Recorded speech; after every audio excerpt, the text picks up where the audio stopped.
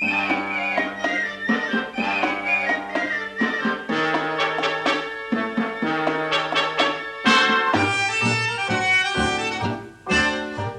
je suis parti de ces belles abysses, je me suis dit loin de ces belles abysses, je vendrai tapis de ces belles abysses à un bon prix pour ces belles abysses.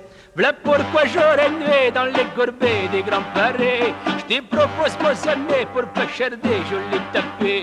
Et quand je t'ai bien vendu le joli tapis, je pars aussitôt avec jolie Fatma Cartier Barbès danser le tango. Les vrais tango de ces belles abysses que joue le piano loin de ces belles abysses. Pour les gauchos de ces belles abysses dans les bistrots de ces belles barbesses. Oh, qu'est-ce que je joue là? C'est pas le tango, ça dit. Et je connais la musique, moi. Ah, voilà.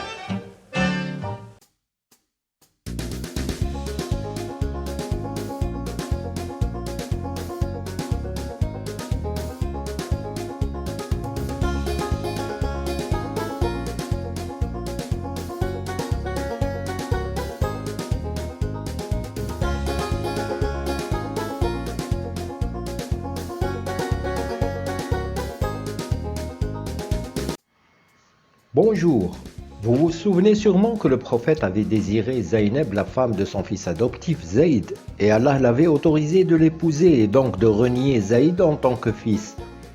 Et par conséquent, suite à cet événement, l'adoption est devenue interdite en islam et a été remplacée par un simple parrainage. Le verset d'aujourd'hui, c'est le verset 53 du chapitre 33 des Coalisés, qui vient plus loin dans le même chapitre, qui a autorisé le mariage avec Zaynab. Mais cette fois-ci, il concerne un problème avec certains invités au dîner du mariage de Mohammed avec Zaynab. Nous allons voir pourquoi.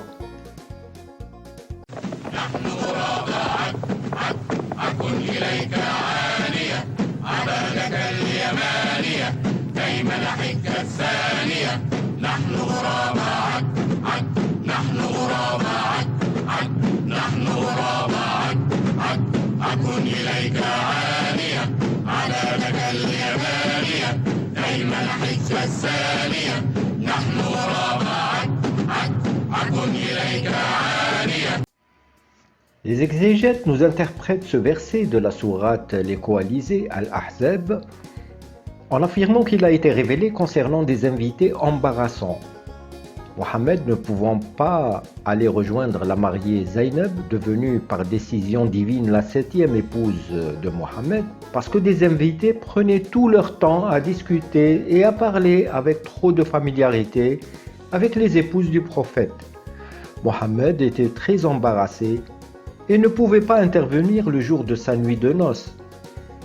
Les exégètes affirment qu'il s'agissait de 3 personnes trop envahissantes. C'est ainsi qu'Allah fit descendre sur Mohammed ce verset par lequel Allah demande aux invités ce qui suit.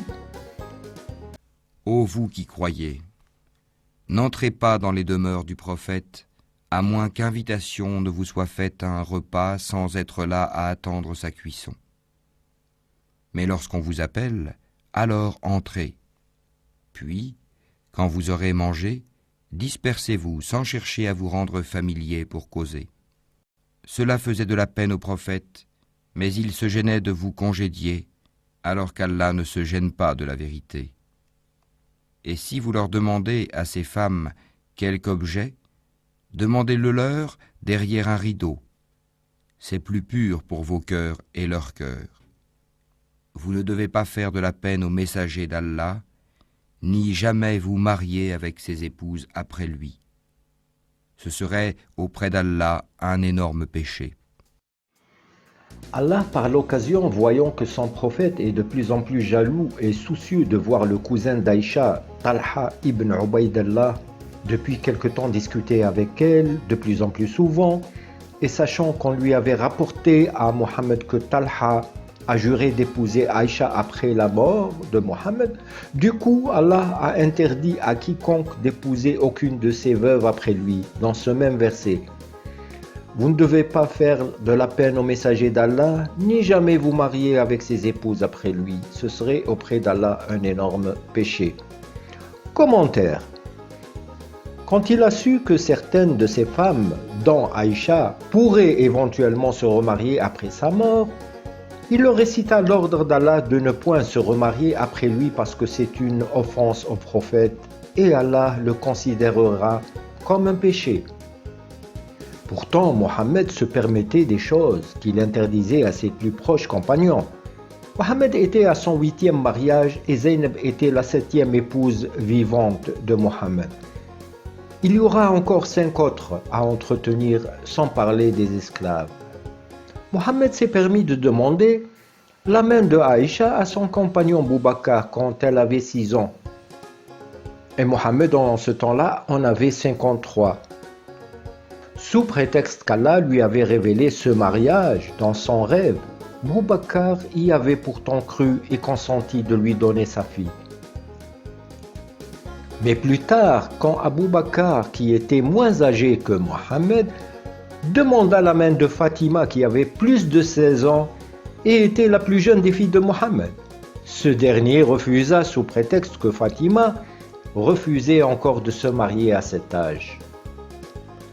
Un autre événement se produira également avec son cousin Ali. Après quelques années, Fatima s'est mariée avec Ali, le cousin de Mohammed. Quand Ali eut l'intention d'épouser encore une seconde femme, Mohammed s'est fâché et l'empêcha en disant que tant qu'il vivra, aucune femme ne viendra déranger le bonheur de sa fille Fatima.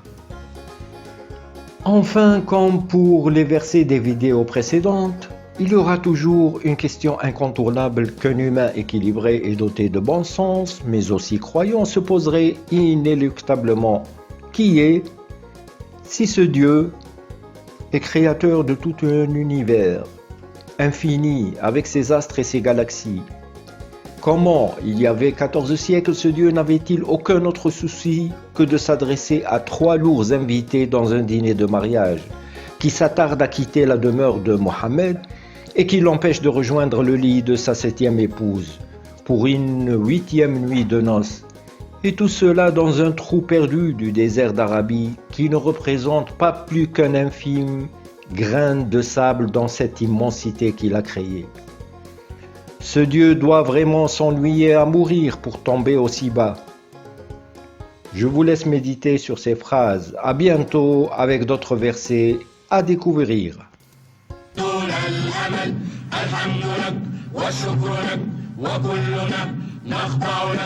لبيك اللهم هبل لبيك اللهم هبل لبيك اللهم هبل لبيك اللهم هبل Livre tango d'essai de belle baisse qu'un vieux piano d'essai de belle baisse j'aurai bientôt assez de belle baisse dans mon bistrot chez CD. Qu'est-ce que c'est? Tu crois que des belles baisses est pour la clientèle des pourrés et des belles barbesses? Et voilà.